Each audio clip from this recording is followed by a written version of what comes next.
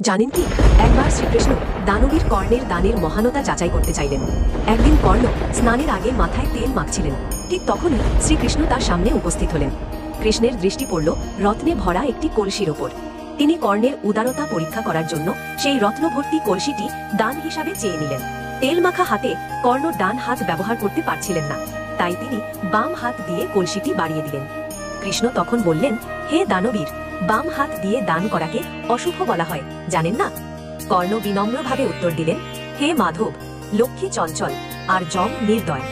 আমি যদি হাত ধুয়ে ফিরে আসতে যাই, ততক্ষণে এই সম্পদ বা আমার জীবন কোনোটাই হয়তো আর থাকবে না। তাই বিলম্ব না করে এখনই আপনাকে দান করছি। শ্রীকৃষ্ণ কর্ণের এই ত্যাগ বোধে গভীরভাবে প্রভাবিত হলেন এবং আশীর্বাদ দিয়ে কলসিটি গ্রহণ করলেন। এমনই ছিল কর্ণের অদম্য দানের গৌরব।